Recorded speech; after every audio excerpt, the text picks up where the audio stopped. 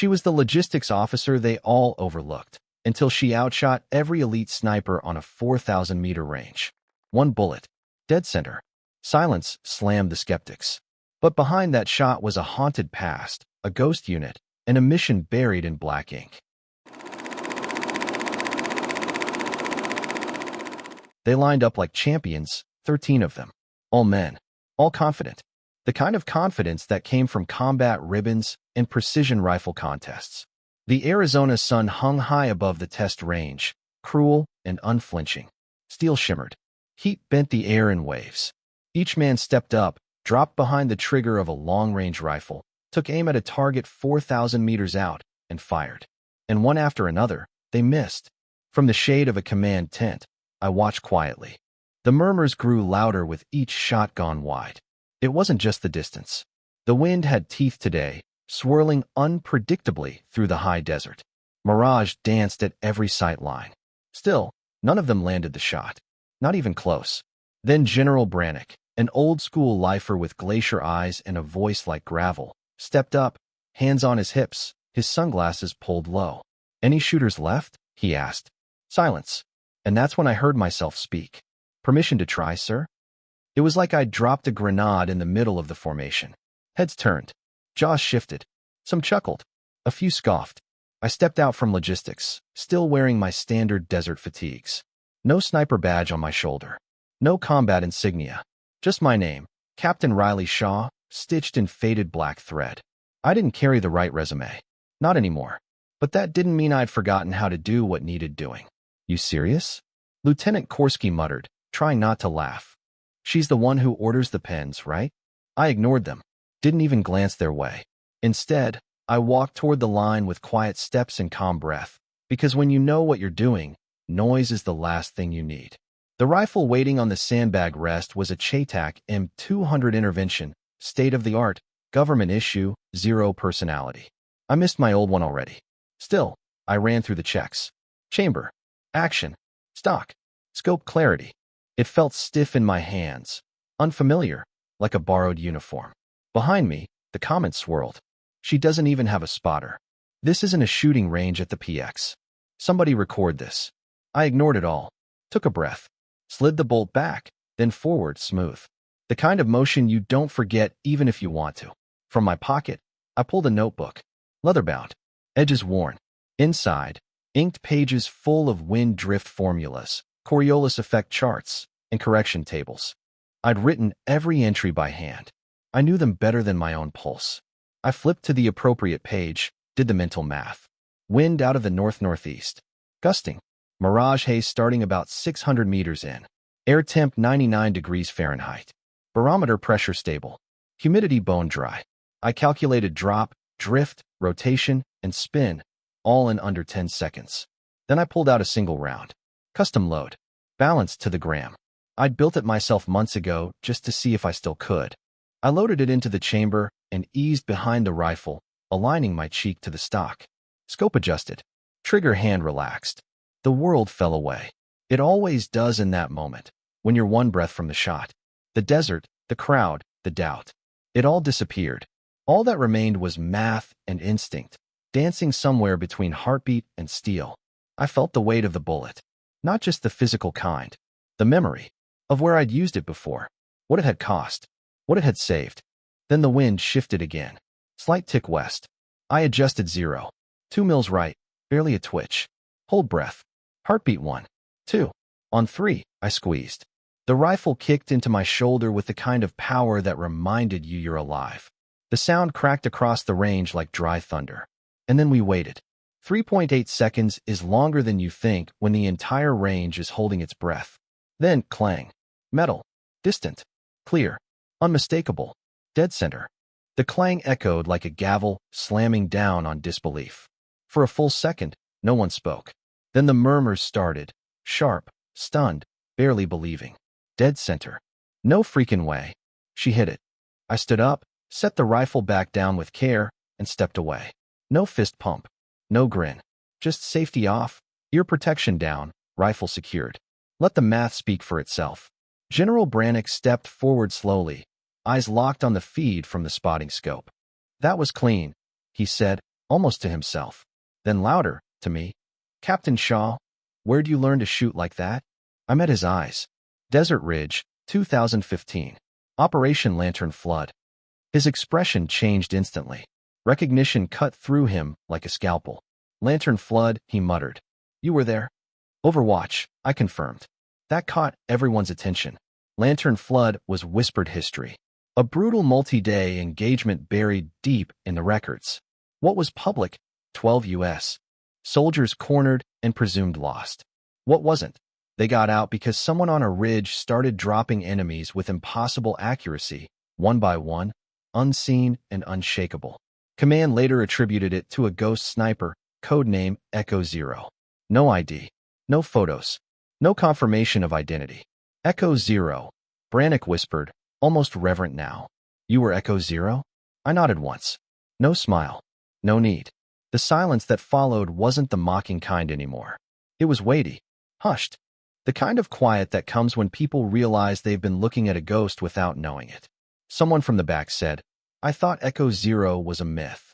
Another voice, quieter, said, Guess not. Brannick straightened. Then, to everyone present, that is what precision looks like. That is what discipline looks like. I kept my face blank. But something deep inside me stirred. Not pride exactly. Just the ache of being seen again, for what I actually was, not just the title on my door. Later that night, back in my quarters, I opened the small wooden box from under my bunk. Inside, an old team photo, 5 of us, dusted in sand and grinning like fools. Beneath that, a single brass casing with a date etched along the rim. Lantern Flood. The day the desert bled, and I stopped counting how many shots it took to stay alive. After the shot, the range was never quite the same. I still showed up to logistics at 0600, like always. Still brewed my bitter coffee, still signed off on supply manifests and ammo counts. But the way people looked at me had changed.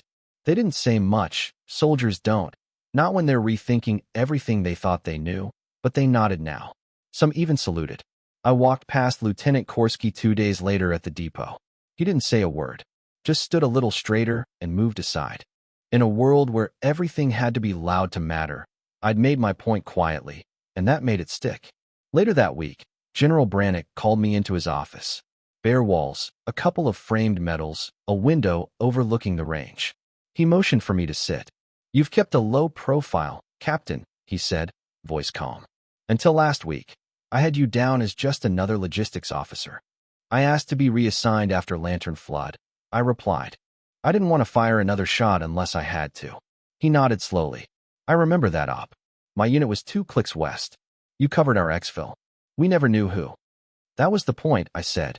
He reached into a drawer and pulled out a box. Not a formal case, just stained wood and a single clasp. Inside, a plain metal pin and a faded patch with the ghost sigil of the old Overwatch unit. I had to dig through 4 layers of clearance to find this, he said. Your old unit's file was listed as inactive, possibly Kia. You were presumed dead. I needed to disappear, I told him. Not for my sake. For the ones I didn't save. Brannick studied me a long moment. You didn't vanish because of failure. You vanished because you carried too much of the cost. I said nothing. He leaned forward. We're rebuilding something. A new generation of precision operators. They'll need someone who understands the difference between pulling a trigger and making it matter. He slid a manila folder toward me. Inside, dossiers. 5 new recruits. Clean faces. Clean records. Too confident. Too eager. You want me to teach them? I asked. No, he said. I want you to show them what it means to earn silence. To be surgical, not savage. I looked down at the folder again. And for the first time in years, something flickered inside me. Not dread. Not guilt. Purpose. I closed the folder. When do I start? The next morning, I stood alone at the edge of the base's memorial wall. The granite was black, polished so sharp you could see yourself in it, if you were willing to look. I wasn't.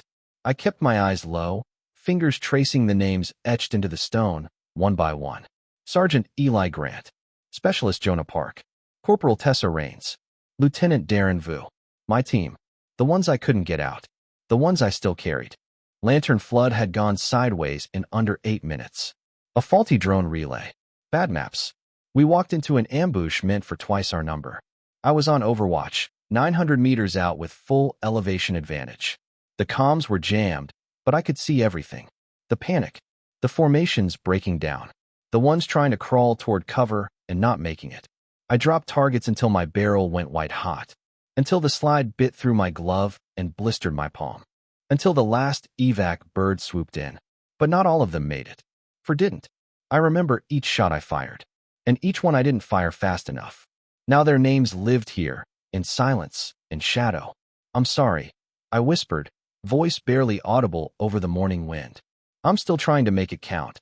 I stood there until the bugle played over the loudspeakers. 0800 hours. Formation. Time to move forward again. Back in my quarters, I packed for reassignment. 2 duffels, 1 rifle case, a journal, a photo, and the brass casing with the lantern flood date. Traveling light. The old habit kicked in. Never carry more than you can run with. By 1100, I was at the airstrip. AC. 130 Hercules waited on the tarmac. Ramp down, engines idling. No ceremony. Just a quiet flight into the classified unknown. General Brannick met me before I boarded. He handed over sealed orders, then extended his hand. I took it. Captain Shaw, he said, thank you for coming back. I paused. Don't make me regret it. I won't, he said. But they might. You train hard. They'll thank me for that later, I said. He smiled. One more thing. We're calling the new initiative Project Silhouette. Fitting. I climbed into the plane, strapped in, and leaned back against the cold wall. Outside, the Arizona sky burned gold. I held the brass casing one more time, ran my thumb over the etched numbers. Then I slipped it back into my pocket. The aircraft roared to life. Time to teach ghosts how to aim. We landed in a basin flanked by cliffs and silence. No signage. No identifiers. Just a camouflaged runway, a perimeter of cameras, and 2 men waiting beside an unmarked vehicle. They didn't ask questions. Just nodded once, took my bags, and drove. The facility was embedded in the stone. A complex carved into the earth. Old Cold War bones upgraded with modern tech. Stark halls, low light, and silence everywhere. The kind of place where stories start but never leave. I was escorted to a briefing room. On the table, 5 files. Recruits. My students, though I already knew I wouldn't be teaching in any traditional sense. I opened the first. Private Mitchell Cortez, 25. Infantry turned recon. High test scores, low patience. Too used to winning. Next, Sergeant Avery Tran. Sharp. Calm. Speaks 3 languages. No field experience beyond simulations. Then Staff Specialist Liam Voss. Rifle obsessive. Shoots well, but lacks field judgment. The kind who thinks precision is only mechanical. Private First Class Dana Kroll. Explosives background. Loud confidence. Even louder mistakes. She'd either make it or burn out early. Last, Corporal Noel Ramirez. Quiet. Marks below the others. File full of yellow flags. But I paused longer on him than the rest. There was something in the uncertainty. Something I recognized. I closed the folders. 5 names, none of whom had ever been told no in a meaningful way. They were all still operating on talent and noise. What they needed now was silence and discipline. I didn't care how good they thought they were. Until they could shoot with respect, they weren't ready for anything. When I stepped into the training hangar, they were already assembled. Joking. Relaxed. One even leaned against a case labeled, "Do not touch." I made no announcement. Just walked in, set my bag down, and started unpacking. They kept laughing until the doors shut behind me. "All right," one said. "You the quartermaster, or?" I looked up. "I'm your new lead." Blank stares. "You're Riley Shaw?" Cortez asked. "You're, I thought." "You thought wrong," I said, calm and flat. "This isn't a school. There are no grades. No drills to impress me. You don't earn approval here. You earn survival." That shut them up. I pulled out my old rifle case, set it on the bench, and opened it. "You will learn to shoot like your breath depends on it. Because someday it will." And just like that, we began. Week 1. And already I knew which ones would break first. Cortez didn't listen. Not really. He followed instructions, but only to the letter, not the intent. Tran tried to compensate with intellect, but froze when real pressure came. Voss obsessed over his gear like it was magic, not realizing the most important weapon sat between his ears. Kroll was explosive, figuratively and literally. She thought shouting down doubt was the same as being fearless. And Ramirez. He still hadn't spoken more than 10 words. But he watched everything. His eyes moved like mine used to. Quiet, measuring, filing it all away. I put them through hell. Wind tunnels, elevation shifts, heat mirage and sandstorms. We rigged targets with heartbeat sensors, randomized wind patterns, and live movement. Every shot had consequence. Every miss earned another silent mark in my logbook. They failed. A lot. Cortez missed a 1,200-meter target by 2 meters, then blamed his scope. Tran adjusted too late and landed outside the vital zone. Kroll overcompensated on every correction. Voss hit the bullseye once, then couldn't replicate it. Ramirez didn't fire at all. You afraid to pull the trigger, Corporal? I asked him on day 4.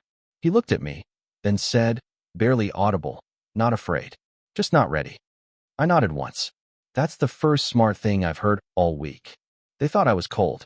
Maybe I was. But I remembered being them, young, eager, thinking shooting well was about hitting targets. It wasn't. It was about not wasting the bullet. Every round, I told them that night, has a name on it. You fire without understanding what that means, and you're just a loud liability. They didn't get it yet. Not fully. On the 7th night, I took them out to the ridge. No targets.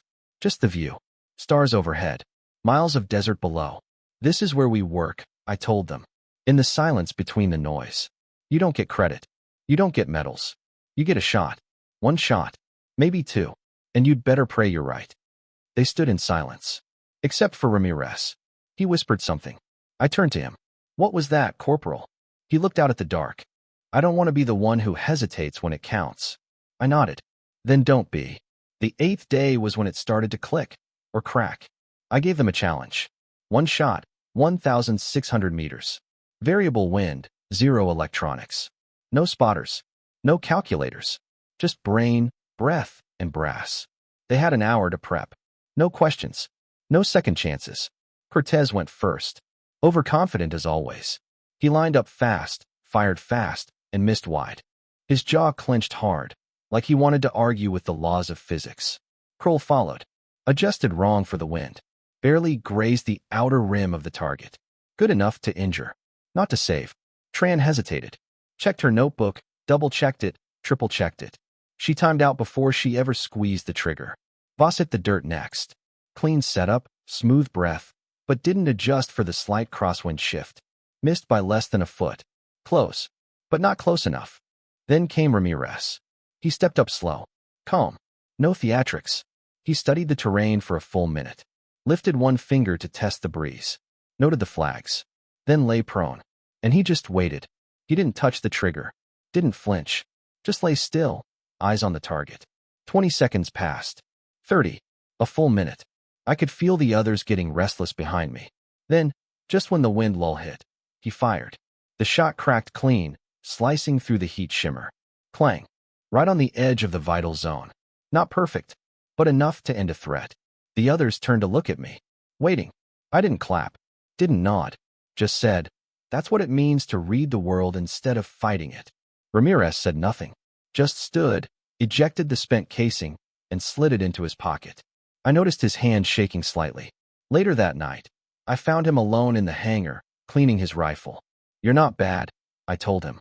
I'm not good yet, he said. I smiled slightly. That's why you will be. He looked up. Why do you push us this hard?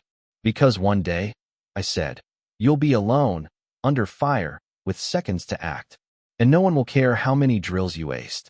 They'll just hope you don't flinch. He nodded slowly, taking it in.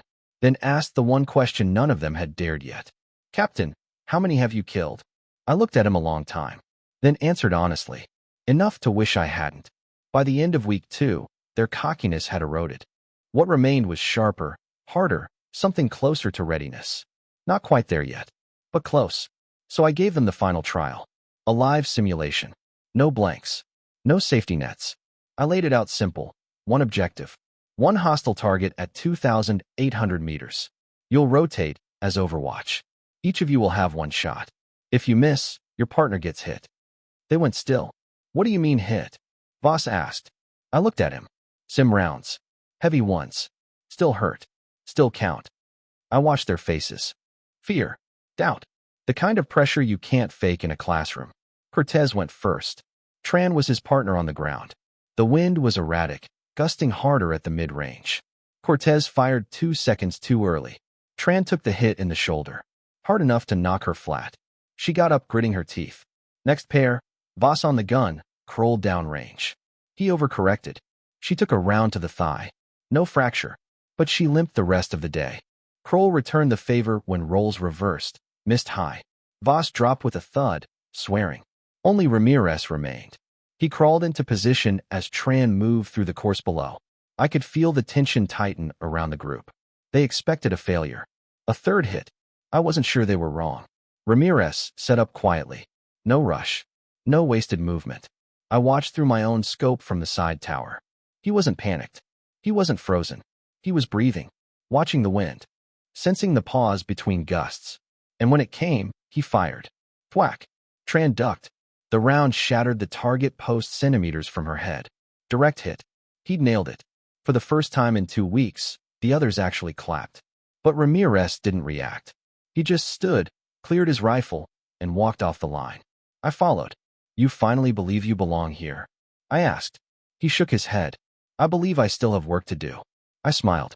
Good. You're ready. That night, I stood alone in the empty hangar, staring at the brass shell he left on the bench. A perfect shot in the silence. 2 days later, the 5 stood at attention in the sand-swept hangar bay. No ceremony.